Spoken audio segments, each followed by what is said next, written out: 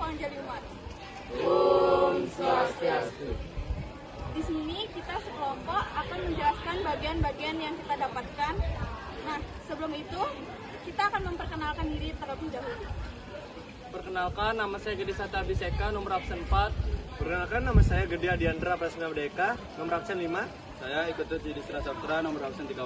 Perkenalkan, nama saya Ketua dan Sri Syartinya, nomor absen 26. Perkenalkan, nama saya Leput yang namanya absen 30. Perkenalkan, nama saya Nika Dea Desi Ayu Tirta Dewi, absen 33. Perkenalkan, nama saya Nimade Anggreni Putri, absen 34. Perkenalkan, nama saya Izi Ayu Izati Anugrahti Juga, absen 15. Perkenalkan, nama saya Rekaldo Pratama, absen 39. Sekarang saya akan menjelaskan materi tentang semiotika. Semiotika adalah studi tentang tanda-tanda makna yang dikomunikasikan. Ilmu semiotika ini sangat penting di cabang ilmu sosial. Tanda-tanda semiotika berupa gerakan, bunyi, atau segala sesuatu yang bisa dikomunikasikan. Komponen utama semiotika itu ada 3. Yang pertama itu ada pengirim, yaitu signifier. Yang kedua ada makna, yaitu signified. Yang ketiga ada hubungan atau referensi. Semiotika juga memiliki konsep utama. Yang pertama itu ada sintaktis, yang kedua semantis, yang ketiga paramaktik. Saya akan menyampaikan materi, meringkas dan menyimpulkan makna dan simbol dalam tari. Yang pertama adalah tari. Tari adalah gerakan tubuh yang ritmis sebagai ungkapan ekspresi jiwa, pencipta gerak, sehingga menghasilkan unsur keindahan dan makna yang mendalam. Yang kedua, ada simbol. Simbol tari adalah hasil kebudayaan yang syarat makna dan nilai. Simbol-simbol tari muncul melalui yang pertama adalah gerak, yang kedua musik, yang ketiga tema, yang keempat tata busana, yang kelima tata rias, dan yang terakhir adalah properti. Sekian. Dia ada simbol dalam tari. Simbol dalam gerak dan sikap dia memiliki makna, yaitu gestur atau gerak manawi. Tari tradisional lebih banyak memiliki gestur atau gerak manawi dibandingkan tari non tradisional. Yang pertama ada sikap sembah atau sikap anjali, yaitu sikap kedua telapak tangan diketuk. Yang kedua ada gerak tangan bulap-bulap dalam tari Jawa tradisional, yaitu menggerakkan satu atau kedua tangan di depan alis. Yang ketiga ada gerakan tangan menusuk-nusuk dengan tombak dalam tari berburu, tari tradisional dari Irian Jaya. Yang keempat ada gerak tangan dengan posisi tertentu, yaitu itu membedakan karakter di dalam tari. Yang kelima ada sikap dan gerak tangan simetris, yaitu sikap dan gerak tangan kiri sama, berarti tepat di dalam tari memiliki karakter tenang dan berwibawa, dan sebaliknya. Yang keenam ada gerak kepala, tangan, badan, dan kaki dengan volume kecil dalam tari tradisional, berarti untuk putri, untuk memberi kesan halus dan lembut, dan sebaliknya. Simbol dalam tari tradisional memiliki gestur atau gerak maknawi walaupun tidak sebanyak tari tradisional. Yang pertama ada gerakan badan manusia. Gerakan bagian dada ke atas mengungkapkan spiritual atau intelektual. Gerakan bahu sampai pinggang mengungkapkan emosional. Gerakan pinggang sampai bawah mengungkapkan vitalitas hidup. Yang kedua ada garis gerak. Simetris mengungkapkan kesan yang sederhana dan kokoh, namun jika banyak digunakan akan membosankan. Asimetris mengungkapkan kesan dinamis dan menarik.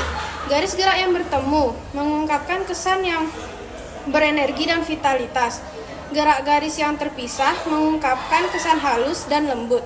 Yang ketiga ada volume gerak. Volume gerak besar atau terbuka mengungkapkan kesan untuk laki-laki. Volume gerak sedang mengungkapkan kesan untuk laki-laki yang halus. Volume gerak kecil atau tertutup mengungkapkan kesan untuk perempuan. Yang keempat ada pola gerak. Pola gerak datar mengungkapkan kesan yang jujur, terbuka, dan dangkal. Pola gerak vertikal ke atas atau ke bawah mengungkapkan kesan egosentris dan menyerah. Pola gerak horizontal mengungkapkan kesan ingin pergi. Pola gerak bersilang mengungkapkan kesan kuat dan bingung. Badan tidak berpola silang mengungkapkan kesan senang dan terbuka. Pola gerak lengkung mengungkapkan kesan yang manis. Pola gerak spiral mengungkapkan kesan antar penari terlihat dekat. Jadi warna dalam tari dapat memahami suatu karakter tokoh, baik itu dari busana ataupun dari properti. Jadi ada dua kategori warna, yaitu ada warna hangat dan warna dingin. Jadi warna hangat itu memiliki makna yang menarik, contohnya seperti warna merah, orange, dan kuning. Sedangkan yang kedua ada warna dingin yang memiliki makna rileks, dan warnanya itu cenderung lebih redup. Contohnya seperti warna hijau, ungu, dan biru. Kemudian warna juga dapat memiliki simbol seperti warna merah yang memiliki simbol yang agresif dan berani. Yang kedua ada warna putih yang memiliki simbol suci dan bersih. Yang ketiga ada warna orange yang memiliki simbol yang hangat dan semangat. Dan yang terakhir yaitu ada warna kuning yang memiliki simbol keluhuran budi. Membuat evaluasi tertulis pada karya tari. Teori kritik sebagai elemen estetis, klimaks, kontras, balance, dan transition dalam seni tari dapat dijadikan dasar untuk membuat resensi. Jadi, kritik tari dapat dijadikan cara mendasar untuk memahami apa yang hendak ingin sesungguhnya dicapai oleh penonton.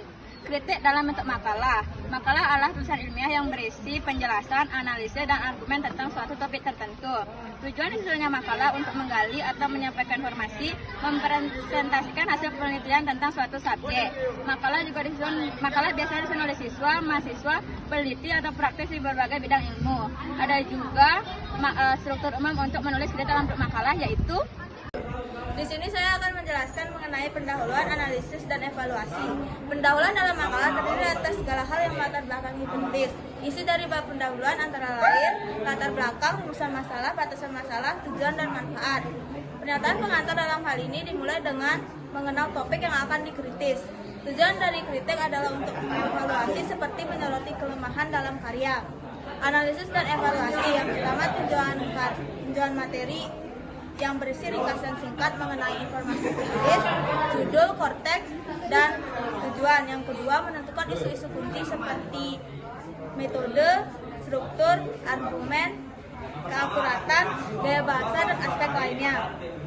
Yang ketiga, memberikan argumentasi dan bukti terhadap kelemahan dalam karya.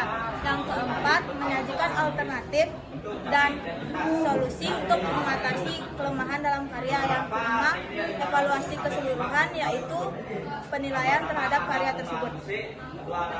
Nah, yang terakhir ada bagian E, yaitu daftar pustaka. Di mana daftar pustaka ini berisi sumber-sumber yang kita gunakan untuk karya kita. Kritik dalam bentuk jurnal ilmiah. Jurnal ilmiah adalah sebuah publikasi akademi yang memuat artikel-artikel penelitian. Jurnal ini berfungsi sebagai sarana komunikasi dan pertukaran informasi oleh para peneliti. Tujuan utama dari jurnal ilmiah adalah untuk memperluas ilmu pengetahuan dan pemahaman. Struktur yang umum dalam jurnal ilmiah yaitu pertama, judul. Judul harus mencerminkan secara singkat dan jelas. Dua, abstrak, merupakan ringkasan singkat yang mencakup tujuan. Pendahuluan, yang tiga, pendahuluan, yaitu memperkenalkan latar belakang penelitian. Yang keempat, metode. Metode menjelaskan tujuan agar peneliti lain dapat mengulangi penelitian dengan metode yang sama. Yang kelima, hasil, yaitu bagian yang berisi presentasi peneliti. Yang keenam, pembahasan, yaitu bagian yang menafsirkan hasil penelitian. Yang ketujuh, kesimpulan, yaitu bagian yang merangkum tamuan utama peneliti. Yang ke-8, daftar pustaka, yaitu bagian yang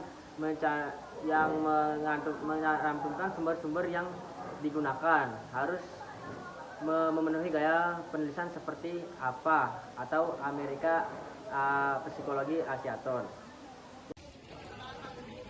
Nah, sekian pemaparan materi dari kami.